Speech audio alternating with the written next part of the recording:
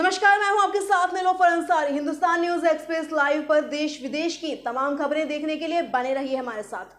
आज की खास रिपोर्ट सबसे पहले। आंगनवाड़ी भर्ती में हुआ एक और खुलासा, अधिकारियों के नपने के आसार। आंगनवाड़ी भर्ती में 1,70,000 रुपए की रिश्वत मांगने का मामला हो सकता है बड़ा खुलासा। ऑडियो में नौकरी के नाम पर मांगी गई थी 1,70,000 रुपए की रिश्वत। ऑडियो में अर्चना फाउंडेशन की आंगनवाड़ी कार्यकर्त्री अर्चना पाल ने डीएम से शिकायत कर बताई हकीकत। सुपरवाइजर कामनी पाल और सीडीपीओ प्रीति पर लगाए गंभीर आरोप। सीडीपीओ प्रीति डीपीओ बनने के बाद सारी सेवाएं बंद कराने की दे रही थी धमकी।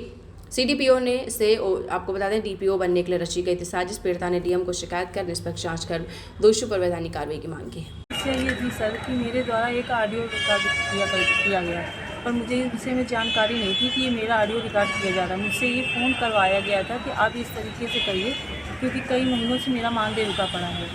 जिसमें कि कामनी पाल और प्रीति मैडम दोनों लोग मेरे सेंटर आई हुई थी। उन्होंने कहा कि आप ऐसा फ़ोन करिए।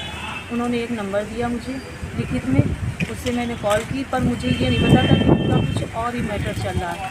और उन्होंने मेरी बातें सारी रिकॉर्ड करवाया और रिकॉर्ड करके ये ऑडियो वायरल करवा दिया। और उन्होंने ये भी धमकी दी थी कि अगर आप ऐसा कार्य नहीं कर रही हैं तो ये जितनी भी वैकेंसी है कंप्लीट होने के बाद में प्रीति मैडम सीडीपीओ के चार्ज से करके उनको डीपीओ का चार्ज दे दिया जाएगा।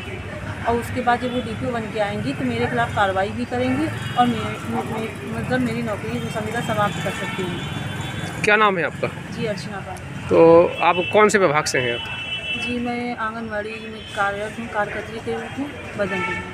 अच्छा अच्छा। तो उसमें क्या बात हुई थी? रिकॉर्डिंग है आपकी? उसमें हमारे द्वारा ये कहा गया था कि आप ऑफिस में जाकर मिल लीजिए जाके, जिसमें से कि 1,70,000 की बात कही गई है।